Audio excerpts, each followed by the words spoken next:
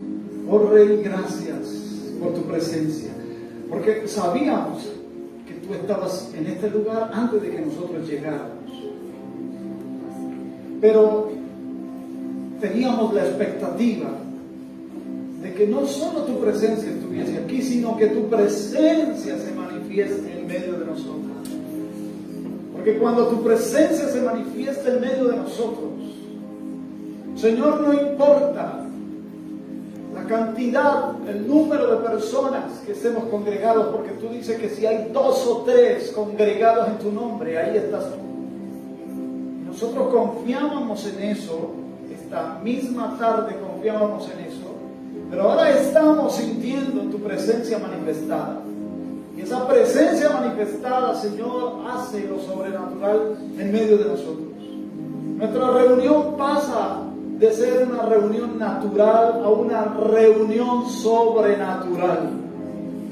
Y tú, Señor, dispensas de tu gracia y de tu poder en cada uno de nosotros. Por lo tanto, Señor, yo ahora declaro conforme a lo que está escrito en tu palabra, que el que haya venido triste salga de este lugar con gozo, en el nombre de Jesús. El que haya venido enfermo salga sano. El que haya venido preocupado, Señor, salga en paz. Que el que haya venido en opresión, oprimido, salga libre. Y aquellos que hemos venido con gozo, salgamos con mucho más gozo. En el nombre de Jesús. Aleluya. Amén. Y amén. Gloria a Dios. Bueno, bienvenidos todos a este lugar, la casa del Señor. Mientras nosotros estamos, el ambiente, la atmósfera se transforma en la casa del Señor. Saludamos a los que se conectan por Facebook. En este momento, los hermanos y hermanas que se conectan por Facebook. Bendecimos a los que van a mirar este video después de que quede grabado. Quizás la palabra de Dios viaja a través del tiempo, sin importar si hoy o mañana o dentro de una semana, un mes o un año, la palabra de Dios seguirá siendo actual para tu vida. Y los hermanos que están aquí presentes, bienvenidos todos. Por allí veo una parejita, bienvenidos. Gracias. Son invitados tuyos, Jaime. Gloria al Señor. ¿Cuál es tu nombre, varón? Iván. ¿Y tu nombre? Lina. Iván y Lina, gloria sea al Señor, bienvenidos, démosle un aplauso al Señor por la vida de Iván y de Lina, gloria al Señor, bienvenidos. Qué gusto que estén aquí con nosotros, también el Cita, bienvenida, Cita, hermana Nelly, bienvenida, y todos los de la casa, bienvenidos, gloria al Señor. Hay hermanos que están viajando, hay hermanos que están en este momento viajando, oramos al Señor para que los termine de traer con bien, amén. Hay hermanos que por razones laborales no han podido asistir. Al final del servicio hay un anuncio especial. Entonces le invito a que no se vayan a desconectar de eso. Vamos a aprovechar el tiempo y vamos a ir a la palabra del Señor. A mí me correspondió, gracias al Señor, esa bendición de llevar hoy la palabra del Señor. Voy a pedirle que esté atento. Yo mismo, quiero decirles que mientras yo estaba bosquejando esto, tuve que parar por un momento en varias partes de mi bosquejo. Tuve que parar porque Dios comenzó a darme una experiencia tremenda en algunas partes. Sentí que Dios mismo me estaba hablando mientras yo escribía el bosquejo para esta tarde. Yo creo que usted también va a tener una experiencia de Dios mientras oye la palabra de Dios. Cuando usted oye la palabra de Dios, la Biblia dice que la fe viene por el oír y el oír por la palabra de Dios. Amén. Pero además de eso, quiero decirle que cuando nosotros oímos la palabra de Dios, nosotros estamos oyendo el mismo poder de Dios. Déjenme, yo trato de explicarle antes de leer. El apóstol San Pablo escribe diciendo, porque no me avergüenzo del Evangelio, es decir, de la palabra de Dios, que la palabra de Dios trae las buenas noticias. Eso es lo que significa Evangelio, buenas noticias.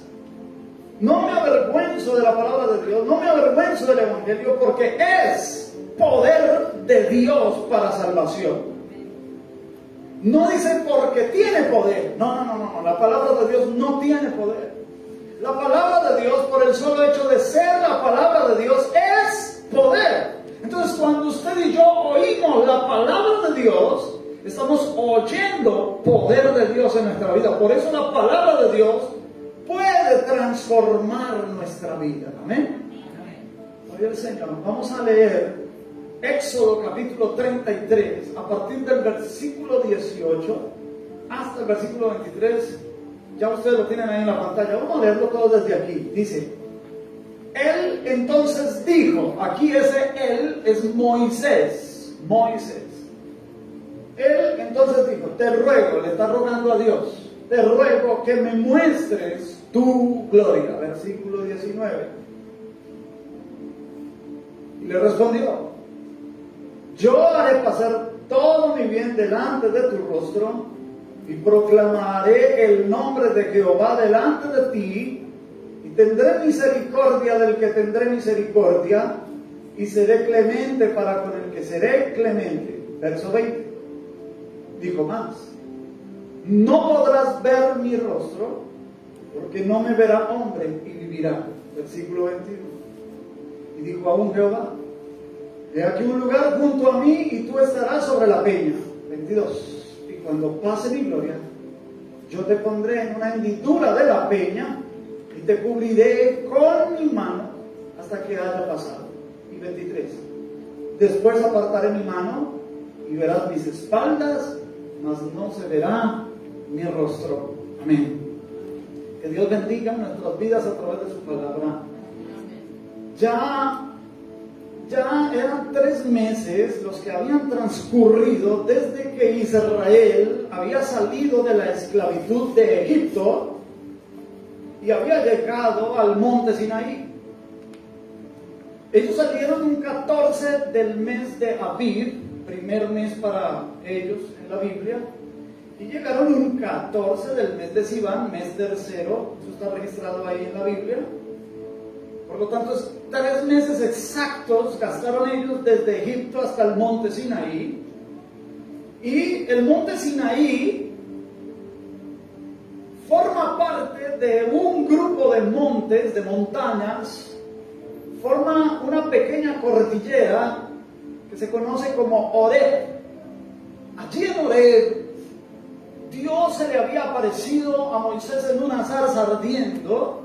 Lo había comisionado para que fuera a Egipto y sacara a Israel de la esclavitud, y una vez que ya lo hizo, nuevamente regresa a Horeb. Están en el monte Sinaí.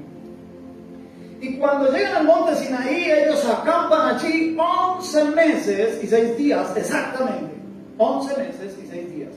Y durante esos 11 meses y 6 días, Moisés tiene 11 subidas al monte. No se imagine que él subió un par de veces y ya. 11 subidas se reportan al monte Sinaí de Moisés. En la 8ª subida, Moisés pide a Dios ver su gloria. Y aquí ya empezamos nosotros con el primer misterio, con el número 8. En la 8ª subida, él pide ver la gloria. ¿Por qué es especial el número 8 en la Biblia? El número 8 en la Biblia es especial porque es el número de la resurrección. Déjenme, yo trato de explicar. Dios, cuando reordenó todo en la tierra, lo hizo en 6 días y en el 7º día descansó. Y esta obra la usa Dios como ejemplo para luego ordenar el día de reposo, porque Jehová tu Dios hizo toda su obra en 6 días y el 7º descansó, reposó. Así que el 7º día, que es de reposo, era el cierre de la semana, o es el cierre de la semana, Y el octavo día se convierte en el primero de la semana siguiente. ¿Me estoy dando a entender?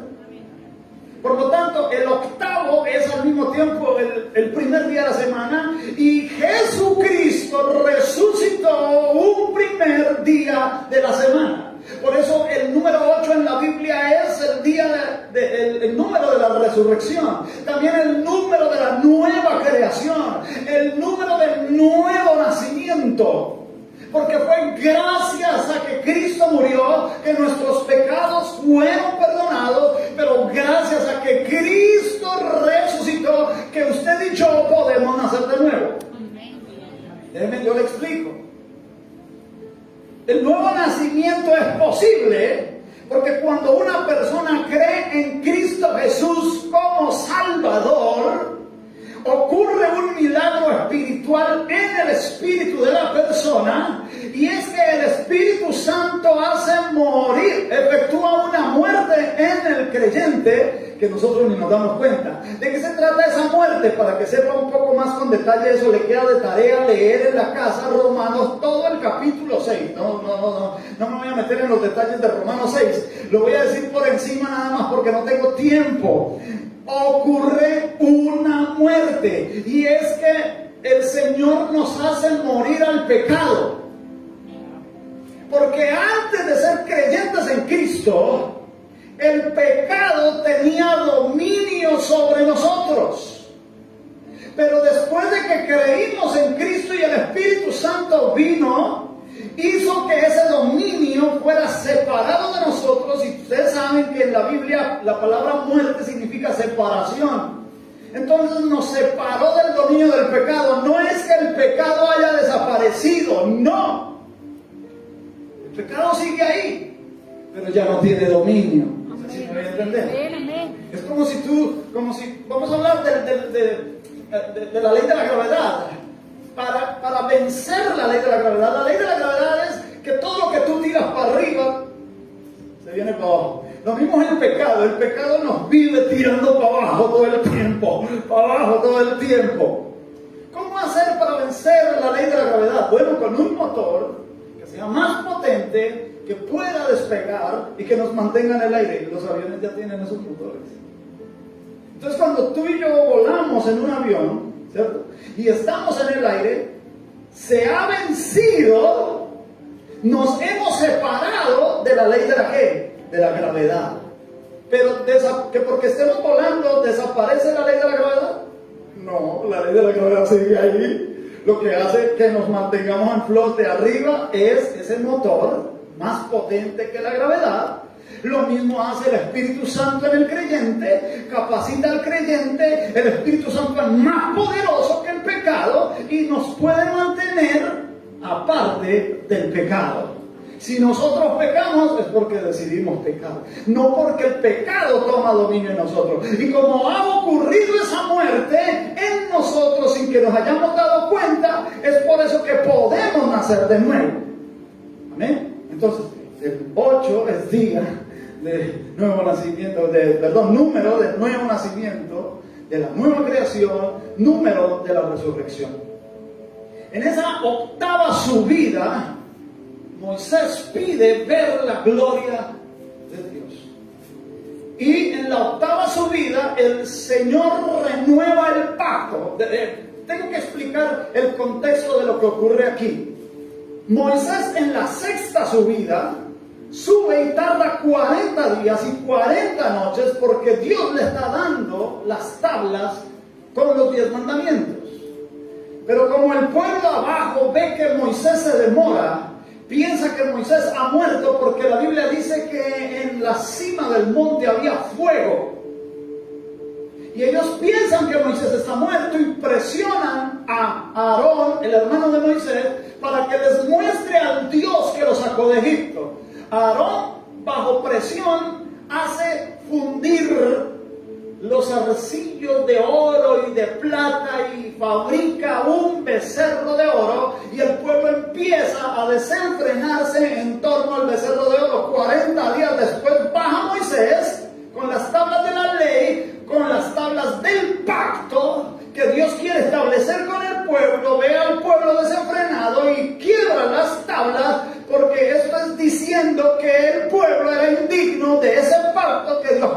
hacer con el pueblo.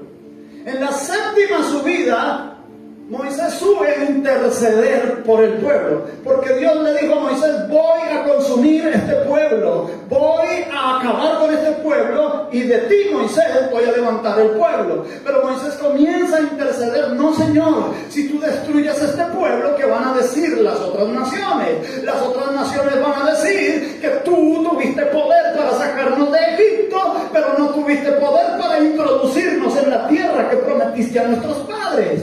Y entonces Moisés convence el corazón de Dios, no porque Moisés sea mayor que Dios, no porque Moisés sea más bueno que Dios, sino porque Dios quiere revelar dos de sus atributos. Uno de ellos es el atributo de la justicia y el otro el atributo de la misericordia. El atributo de la justicia es: voy a acabar con el pueblo porque yo soy Dios justo. No voy a pasar por alto lo que acaban de hacer. Yo soy Dios celoso y yo no admito que fabriquen una cosa con sus propias manos, con material de la tierra, y digan que ese es el Dios que los sacó de Egipto. No voy a pasar por alto eso. Soy un Dios justo. Y ciertamente la Biblia reporta que hubo muertes por eso, hubo consecuencias por el becerro de oro. Pero también Él revela su misericordia, y por eso en el pasaje que leímos el Señor le dice a Moisés: tendré misericordia del que de aquí en adelante yo voy a tener misericordia, pero del que yo quiera tener misericordia. Claro que Él no es injusto administrando su misericordia. Él da misericordia a todos, a los buenos y a los malos, porque la Biblia dice que hace salir el sol sobre los buenos y sobre los malos, hace descender la lluvia sobre los justos y sobre los injustos. Amén, me caen bien ustedes, gloria al Señor. Entonces Él pide en esa octava subida, Él va y el Señor le trata sobre tres cosas. Le dice: vea, quiero que quede claro que yo estoy en contra de la idolatría. Quiero que quede claro que no admito la idolatría. El segundo caso que le trata con Moisés, porque en esa octava subida también se demora 40 días otra vez. Y entonces dice: bueno, ahora para corregir el problema de que el pueblo esté detrás de idolatría, voy a instituir fiestas anuales. 7 fiestas del Señor que se explican en Levíticos 16, 17 y 23 respectivamente. Las fiestas del Señor anuales. Y luego entonces le dice a Moisés: voy a reponer otra vez los 10 mandamientos, pero esta vez yo no le voy a dar las tablas escritas. Usted va a alisar las tablas de piedra, usted va a escribir en ellas. Y cuando Moisés hace todo esto, entonces luego dice: Señor, déjame ver tu gloria. Es el mismo pedido que hizo Felipe a Jesús. Felipe le dijo a Jesús: Señor, muéstranos al Padre y nos basta. Y Jesús le dijo: pero Felipe, ¿qué me estás diciendo? Llevas 3 años caminando conmigo y no me has visto, no me conoces. El que me ha visto a mí, ha visto al Padre. Pero esa frase no indica que el que ha visto a Jesús físicamente, ha visto al Padre físicamente, porque el Padre no es físico, el Padre es espíritu. ¿Ustedes van a entender? El que ha visto a Jesús, ha visto es el carácter del Padre.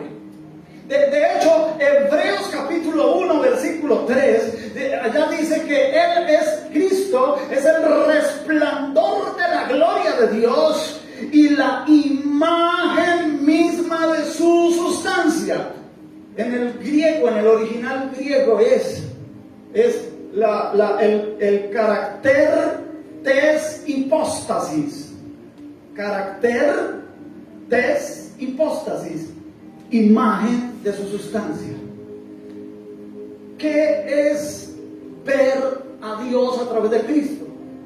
Cristo es la imagen fiel, la copia fiel, el representante fiel, la impronta. Voy a poner un ejemplo.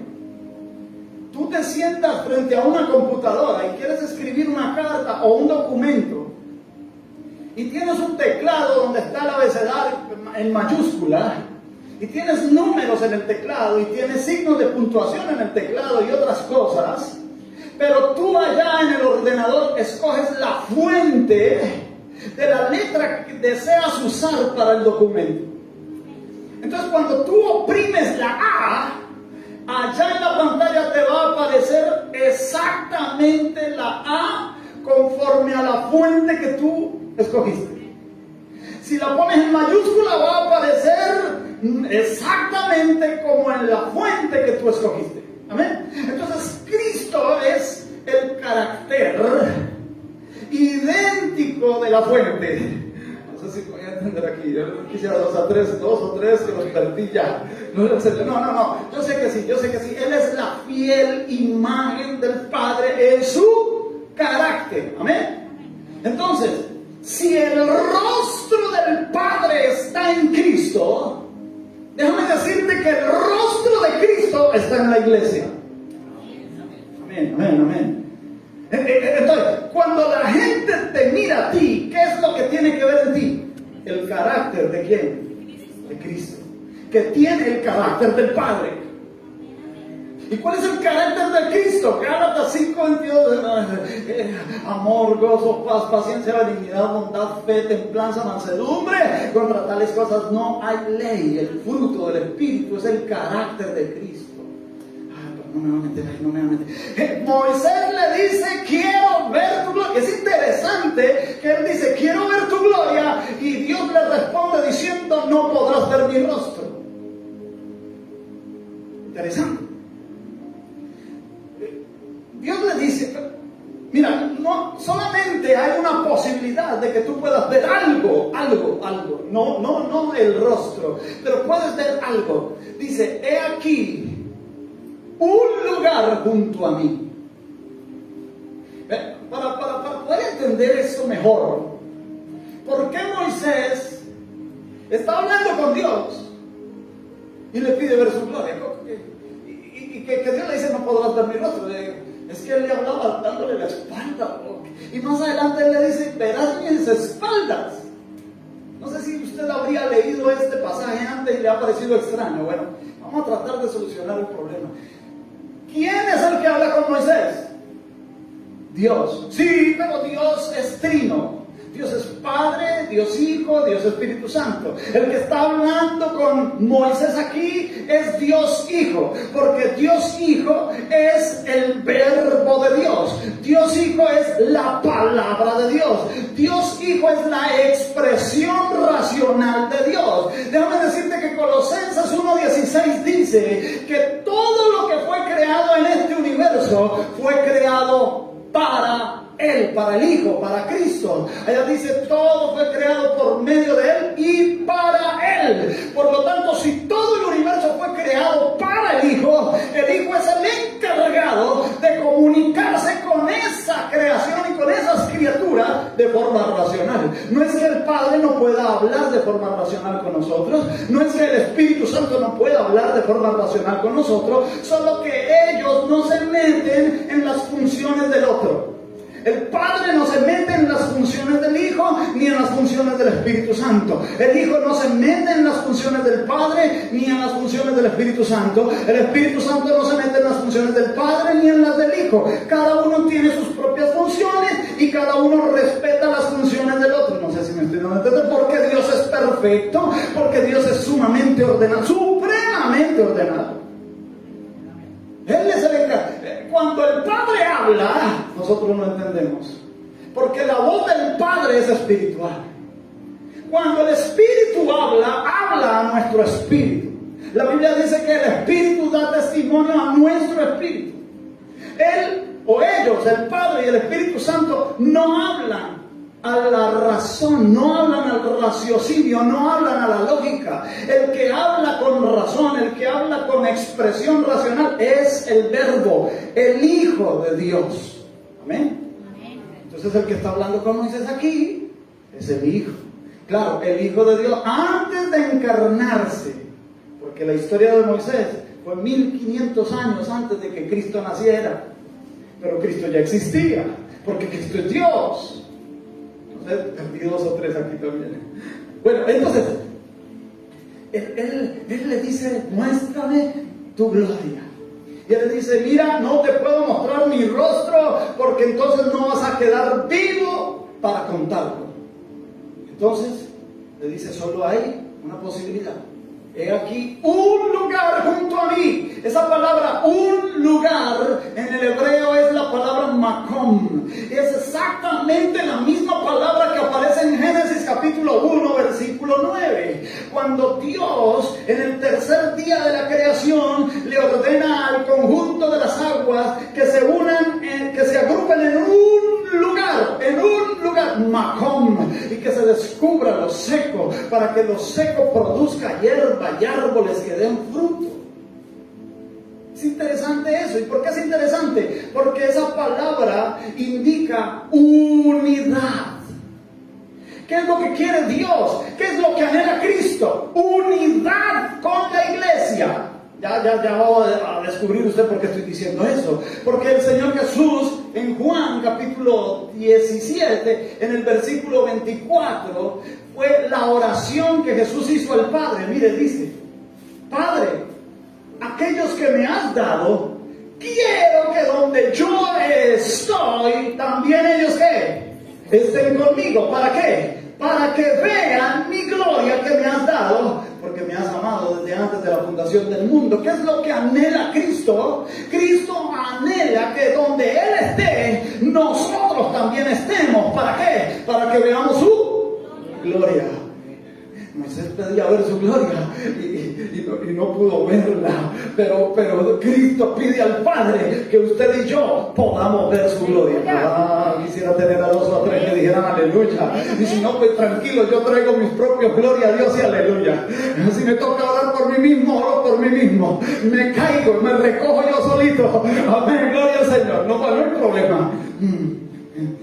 Entonces, la gloria que Moisés pedía ver era la gloria plena de Dios.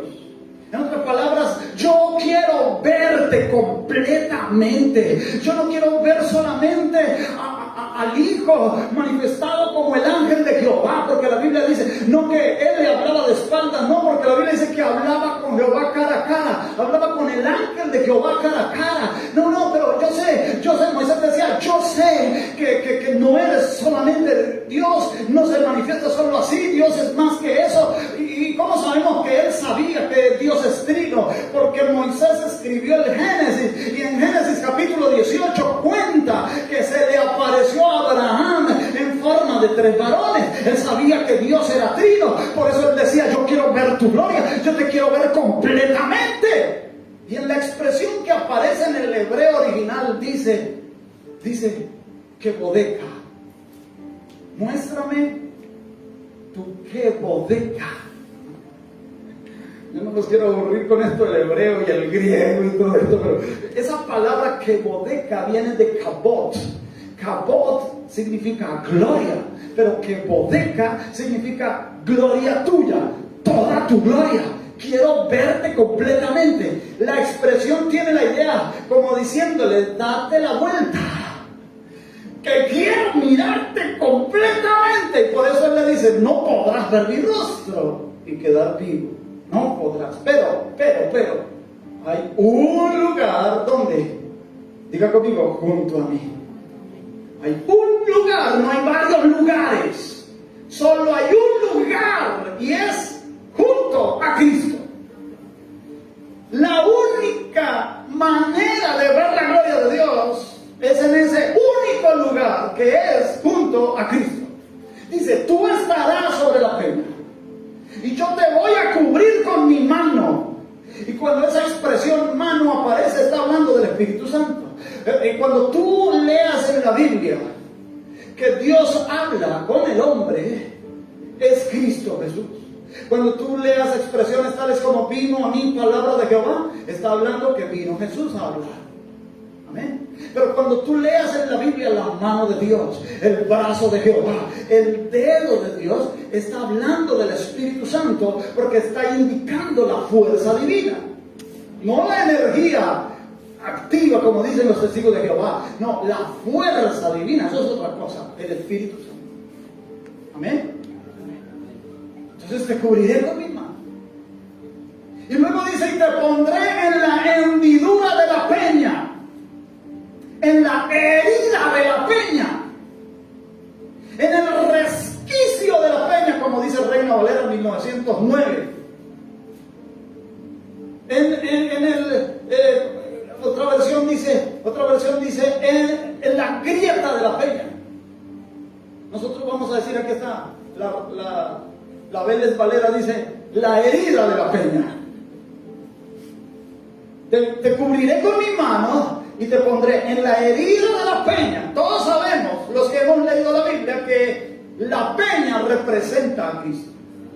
Y que así como esa peña les daba al pueblo de Israel agua en el desierto, así Cristo nos da agua de vida a nosotros. Vamos a ver 1 Corintios, en el capítulo 10, en el versículo 4, Pablo lo expresa bien así. 1 Corintios, capítulo 10 y versículo 4. Aleluya. Y todos bebieron la misma bebida espiritual, porque bebían de la roca espiritual que los seguía, y la roca era Cristo. Todos sabemos que la roca era ¿qué? Cristo. Y no era que era una piedra que rodaba ahí por el camino en el desierto detrás de ellos. Era que esa roca era Cristo. Moisés debía ser cubierto, Moisés debía ser guardado con el Espíritu Santo y escondido en la grieta de la peña, en la hendidura de la peña. Y con esto Dios le estaba profetizando a Moisés que cuando Cristo viniera en carne, Él también iba a sufrir una herida en su costado. Y que nosotros tendríamos que escondernos en esa herida. Pero déjeme yo le explico. Porque Moisés entra en la grieta y la gloria de Dios pasa. Y cuando Él aparta la mano, o sea, el Espíritu se aparta, Moisés puede ver a Dios. Déjame decirte que cuando tú vas caminando tras de alguien, todo lo que puede ver de esa persona es su espalda. ¿Sí o no? Puedes ver por donde Él ha pasado. Y si ha llovido y la persona que va caminando delante de ti esquiva un charco, tú sabes que allá adelante hay un charco, que también lo tienes que esquivar. ¿Sí? ¿Me tienen que entender? Entonces, cuando Moisés ve la espalda de Dios, realmente eso es una expresión que da a entender que Moisés vio por donde Dios había pasado. En otras palabras, Dios le muestra a Moisés todo desde el principio. Por eso fue que Moisés pudo escribir el Génesis y escribir: en el principio creó Dios los cielos y la tierra. Y luego cuando él vio, ¡ay! La tierra estaba desordenada y vacía y las tinieblas estaban sobre la faz del abismo.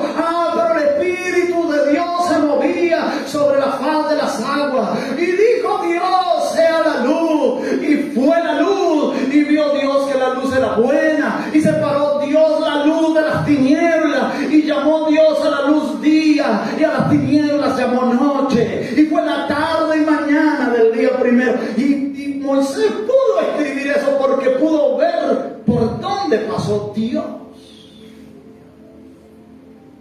Y por eso leemos en el capítulo 34 de Éxodo, versículos 6 y versículo 7. Éxodo 34. Aleluya. Tengamos un poquito de paciencia, ¿verdad, Señor? Yo quiero que usted, me interesa que usted lo lea ahí, que no es algo que yo estoy inventando. Gracias, Señor. Y pasando Jehová por delante de él, proclamó. Pasando Jehová por delante de él, proclamó: Jehová, Jehová, fuerte. Usted puede ir contando conmigo: fuerte, 1, misericordioso, 2, y piadoso, 3, tardo para la ira, 4, y grande misericordia, 5, y verdad, 6. 10, verso 7, que guarda misericordia a millares. ¿Dónde vamos? 8, ¿sí? Que perdona la iniquidad, 9, la rebelión, 10, y el pecado, 11, y que de ningún modo tendrá por inocente al malvado, 11, 12, que visita la iniquidad de los padres sobre los hijos y sobre los hijos de los hijos, hasta la tercera y cuarta generación, 13 atributos de Dios vio Moisés cuando Jehová pasó delante de él. Diga conmigo, dentro del costado. Diga, dentro del costado. Génesis capítulo 2. Versos 21 y 22. Miren este misterio. Es un misterio hermoso. Gloria al Señor.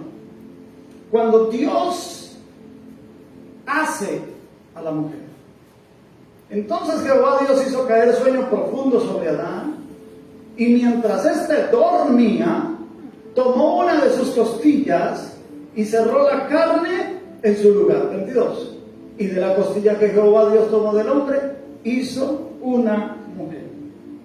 Mientras el hombre dormía, dice la Biblia que Dios abrió también su costado, y de su costado sacó a la mujer, la hizo de ahí y cerró su carne en su lugar. Diga conmigo, Dios abrió. Diga, Dios abrió y Dios cerró. ¿Dónde están los hombres casados? Levántame la mano. Llegaron los poquitos llegaron los casados, poquitos. Aleluya. Bueno, les voy a decir un secreto aquí a los casados. Un secreto, no le vayan a decir a nadie. La razón por la que tú no entiendes a tu mujer es porque estabas dormido cuando ella estaba siendo hecha. No, algunas mujeres dicen por ahí, todavía siguen dormidos.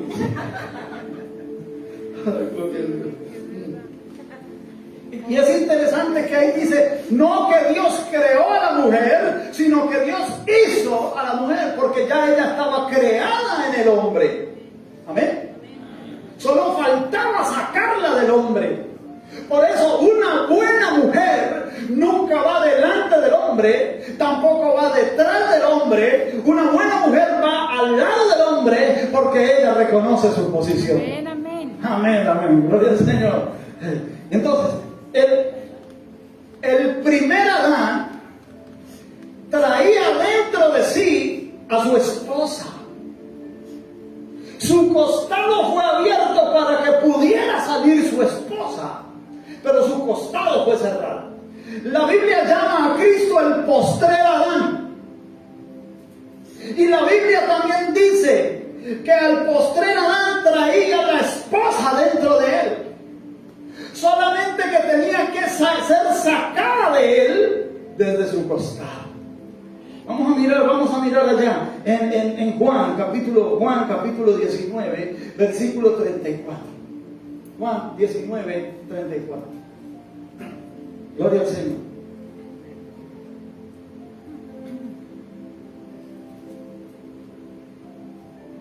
Aleluya. Pero uno de los soldados le abrió el costado con una lanza, y al instante salió ¿qué? Sangre y ¿qué más? Y agua. Déjame decirte, y las hermanas que son mamás aquí lo saben, que cuando se aproxima ya el momento del parto, ellas revientan ¿qué? Fuente. Cuando se revienta la fuente, esto le hace saber a la mujer que el nacimiento está ¿qué? Próximo. El nacimiento también presenta sangrado, ¿cierto que sí? Entonces, lo que está diciendo aquí es que Dios estaba dando, Cristo Jesús estaba dando a luz a su propia esposa. Esto es en términos espirituales. Cuando sale de su costado, cuando le abren con la lanza del costado, sale no solo agua, no solo sangre y agua. Pero nótese que a diferencia del primer Adán, en Cristo su costado no fue cerrado, permaneció abierto.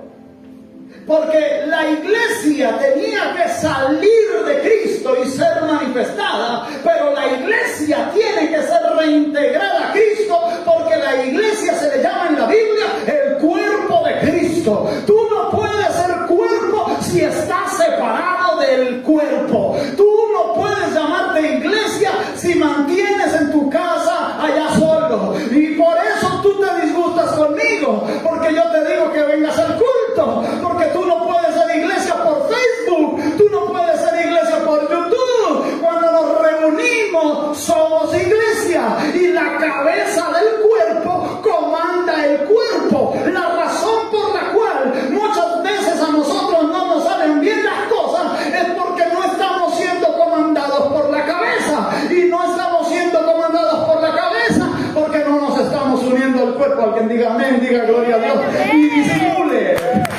Aleluya. Aleluya.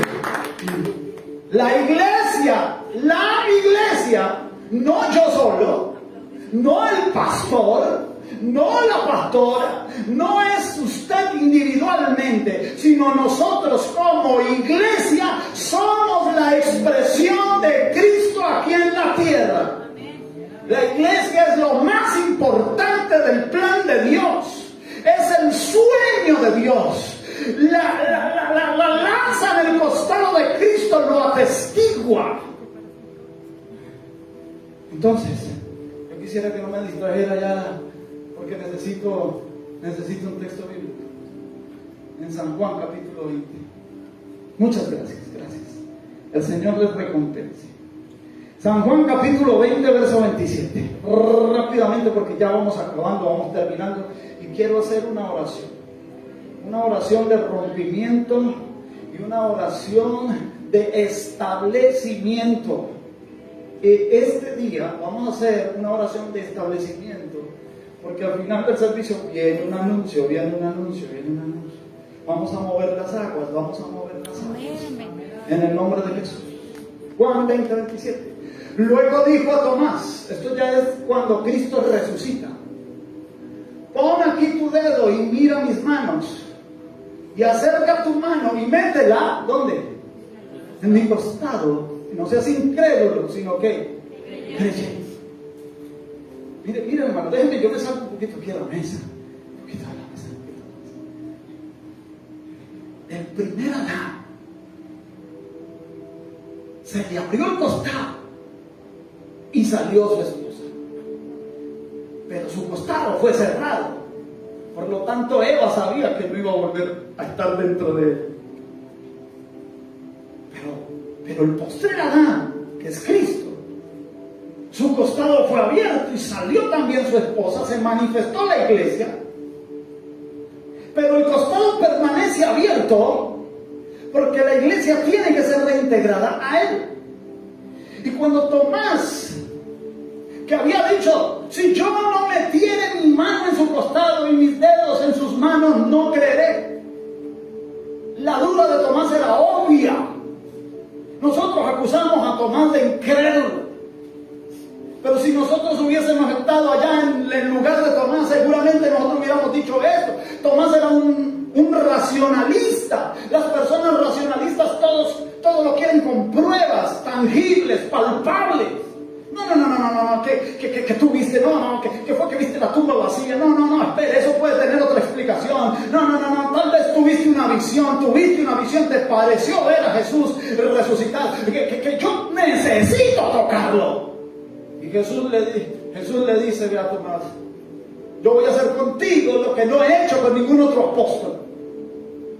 Yo sé que tú eres un discípulo que estás desanimado. Yo te entiendo, Tomás. Yo no te culpo, Tomás. Yo sé que tú tienes debilidades, igual que otros tienen otro tipo de debilidades. Tu debilidad es que a veces te desanimas porque no puedes ver las cosas que quisieras ver. Porque cuando uno quiere ver las cosas como uno las quiere ver, y cuando no salen como uno las quiere ver, uno se desanima. Dígame conmigo que somos Tomás. A veces somos Tomás. que no pase derecho, que no pase derecho, que no pase derecho. No, yo no negaría al Señor, yo no pediría, no, si yo estuviera ya en ese tiempo, si yo hubiera sido un discípulo del Señor, el Tomás, miserable Tomás.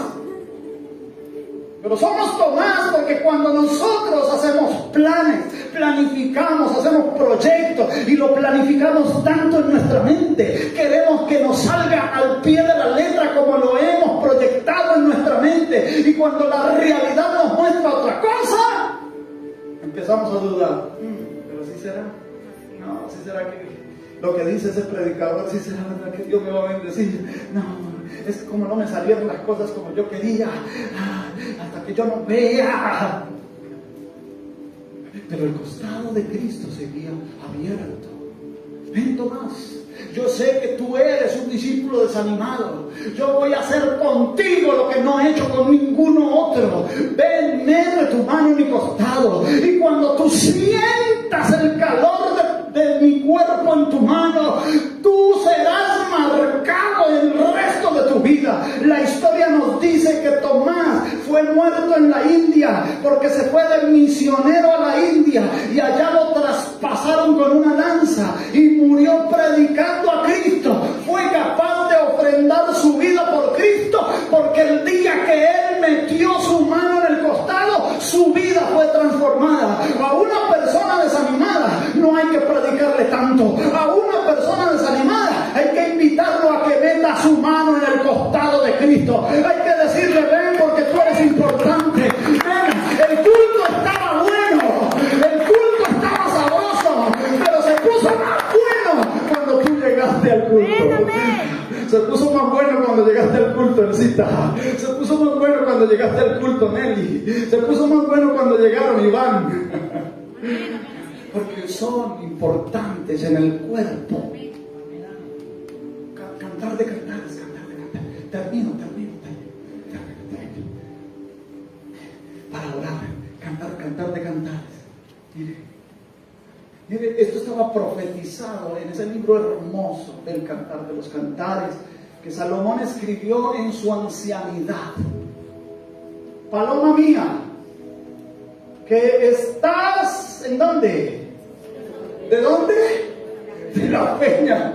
Ya todos sabemos que la esposa a la que el esposo de Cantares llama paloma mía, hermana mía, amada mía, esposa mía, es la iglesia. Y el esposo es Cristo. Y mire, Cristo, que es el esposo, le está diciendo a su amada: paloma mía, que estás ¿en dónde? Dígale al que está a su lado: escóndete en el cuerpo. Dígale: escóndete en el cuerpo. No vas a estar más seguro que en el cuerpo de Cristo. Cuando el enemigo te ataque, no lo enfrentes solo. Escóndete en el cuerpo. Cuando tengas enfermedad, no te enfrentes tu enfermedad solo. Escóndete en el cuerpo. Ven a la iglesia. Congrégate, di: vengo con una enfermedad, necesito que oren por mí. En el cuerpo tú vas a estar seguro. En el cuerpo tú vas a estar seguro. En el cuerpo tú vas a estar seguro. Amén. Paloma mía, que estás en los agujeros de la peña, en lo escondido de escarpados parajes, muéstrame tu rostro. Es el pedido del esposo. Hazme oír tu voz. ¿Por qué te mantienes tan callado? ¿Por qué no le hablas al Señor? Él quiere una oración, pero muchas veces decimos: Señor, ¿pero para qué te pido yo las cosas si tú conoces mi necesidad antes de que yo te la pida? Papito, pero es que yo quiero que tú me las pidas, porque yo quiero oír ¿qué? Tu voz, porque dulce es la voz tuya, iglesia, y hermoso tu aspecto. Cuando nos reunimos a adorar a Dios, cuando nos reunimos a cantar como iglesia, como cuerpo, Él se complace, dice: ay, iglesia, dulce es tu voz. Él manda a parar a los ángeles el cantar que hacen en el cielo. La Biblia dice en Apocalipsis que allá de día y de noche no cesan de decir: santo, santo, santo. Pero dice: silencio, porque abajo en la tierra un puñado de mis hijos me está adorando. Oh, cuán dulce es tu voz, amada mía, paloma mía. Es importante, hermanos, que nos reunamos, que nos congreguemos. 2 o 3, no importa. Somos iglesia, 2 o 3 congregados en su nombre, somos su iglesia. Yo quiero que cierres tus ojos donde estás. Y yo quiero hacer esta oración a tu favor, en el nombre de Jesús. Oh Señor, gracias. Gracias por tu palabra en esta hora. Gracias por tu palabra, Señor, en el nombre de Cristo.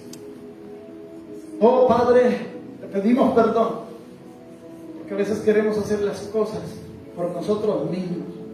Si ignoramos que hay un cuerpo en el que podemos unir, ser útiles para el servicio a ti, Señor. Ahora entiendo que tú quieres y anhelas escucharnos. Oh Señor, que con sinceridad vengamos a ti. Yo oro por este pueblo, oro por esta iglesia, oro por esta congregación, por este grupo de hermanos que cada 8 días nos reunimos en este lugar y que vamos también por las casas y oramos, Señor. También nos reunimos allí como cuerpo. Permite que en Villavicencio haya un avance de tu iglesia tal como la diseñaste y la soñaste. Y tú soportaste, Señor, la cruz para que tu esposa saliera de ti. Ahora que la iglesia se ha manifestado, lleva 2000 años manifestada, permite que regresemos a ti, juntos, unidos, en el nombre de Jesús. Permite que nuestra fe avance, que nuestra fe tenga contenido,